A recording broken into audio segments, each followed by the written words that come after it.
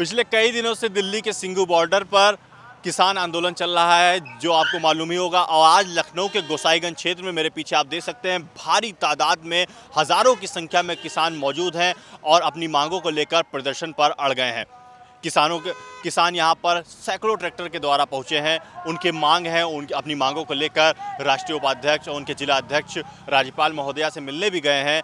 राज्यपाल महोदया के सामने वो अपनी मांगों को लेकर रखेंगे और अपनी मांगों को बताएंगे कि इन मांगों को लेकर हम यहाँ पर धरना प्रदर्शन कर रहे हैं। इनकी मांगें साफ हैं। ये किसी भी हालत में कृषि कानून को लागू होना नहीं देना चाहते हैं। कृषि कानून को वापस लेने पर ये लोग अड़े हुए हैं। हालांकि कुछ किसान ऐसे भी हैं जिन्हें इस मुद्दे को लेकर पता भी नहीं है कि कृषि कानून क्या है, लेकिन फिर भी वो यहाँ पे प्रदर्शन कर रहे हैं। देश भर में किसानों का प्रदर्शन लगातार जारी है। कृषि कानून के विरोध में राजधानी लखनऊ में सुबह से ही हजारों किसान सुल्तानपुर रोड पर प्रदर्शन कर राज्यपाल को ज्ञापन देने की मांग कर रहे थे। 12 सदस्यीय प्रतिनिधिमंडल ने अपर मुख्य सचिव राज्यपाल को ज्ञापन सौंपा। इस दौरान पुलिस कमिश्नर डीके ठाकुर, अपर मुख्य सचिव गृह अवनीश अवस्थी सहित तमाम आला अधिकारी मौजूद रहे। किसान नेता राजेश सिंह चौहान के नेतृत्व में 12 सदस्यीय प्रतिनिधिमंडल राजभवन पहुंचा था।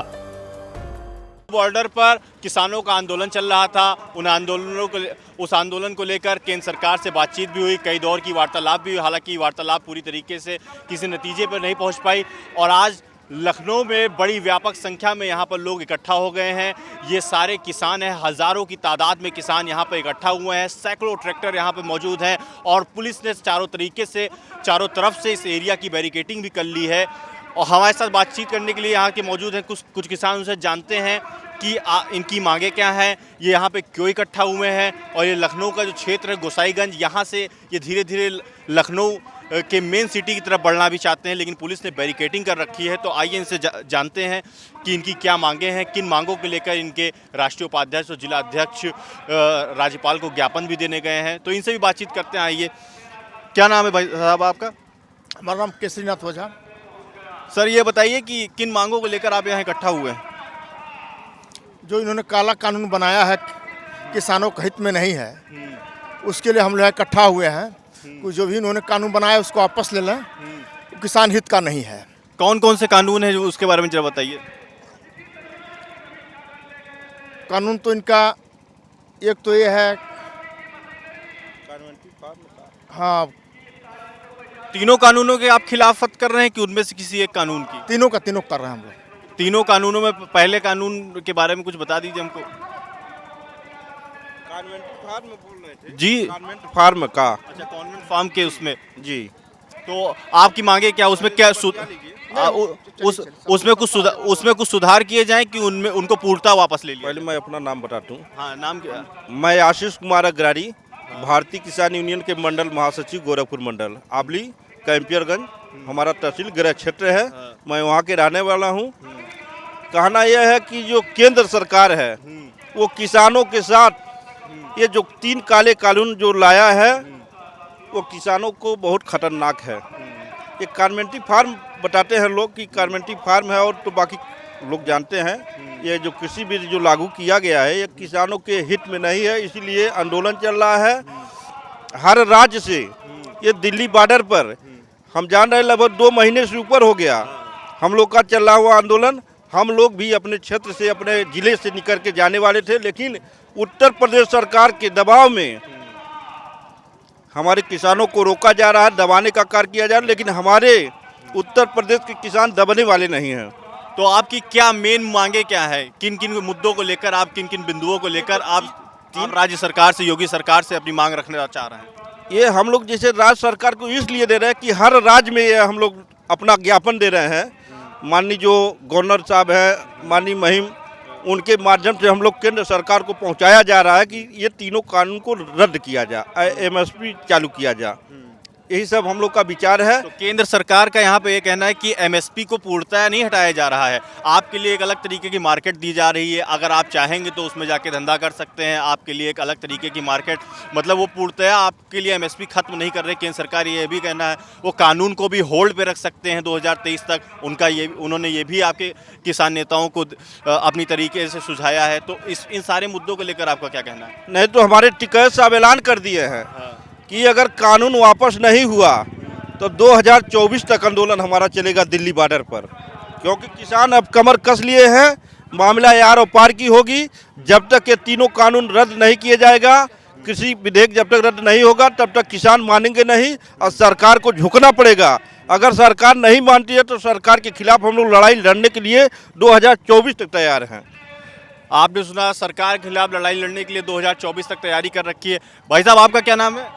मैं अभी ज्वाइन किया हूँ। दादा, आपका क्या नाम है? मेरा नाम लक्ष्मण यादव है। लक्ष्मी यादव जी, ये बताइए कि आप कहाँ से आए हैं? मैं गोरखपुर डिस्ट्रिक्ट से आया हूँ। मैं ब्रह्मपुर ब्लॉक का ब्लॉक अध्यक्ष हूँ। तो किन किन मुद्दों को लेकर आप लड़ाई अपनी जारी रखेंगे आगे?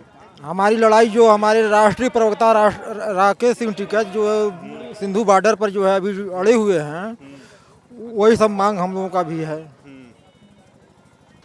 इन लोगों की मांग है कि कह रहे हैं ये लोग ये पीछे नहीं हटने वाले हैं किसी भी मुद्दे पर। ये किसी भी सरकार से, चाहे राज्य सरकार हो चाहे केंद्र सरकार हो, उससे अंत तक लड़ाई लड़ेंगे, किसी भी मुद्दे पर समझौता नहीं करेंगे। हमारे साथ बातचीत करने के लिए कुछ और लोग और मौजूद हैं। जी भाई साहब, बताइए आपका क्या नाम है? राजेंद्र सिंह। राजेंद्र सिंह जी, आप ये बताइए कि किन मुद्दों को लेकर आप आगे बढ़ रहे हैं, आगे की क्या योजना है?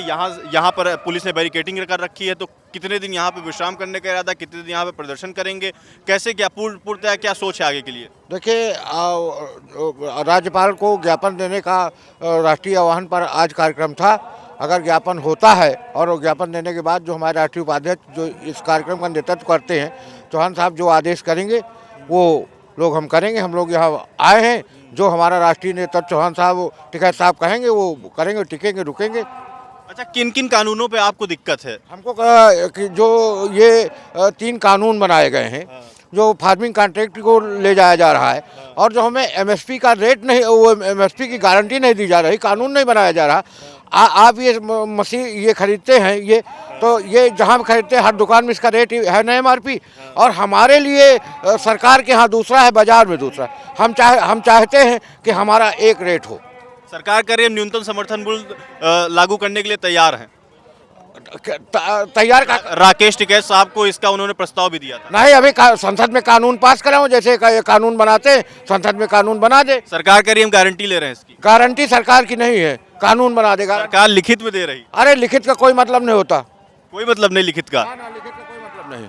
सरकार बोल रही। सरकार बोल रही जब सदन में पार्लियामेंट में पास करेगी तब होगा। रुक जाओ जी, पार्लियामेंट पास होगा तब कानून बनेगा। हम कानून चाहते हैं, हम उनकी इन राइटिंग नहीं चाहते। कल सरकार बदल जाएगी तो फिर वही हो जाएगा ना।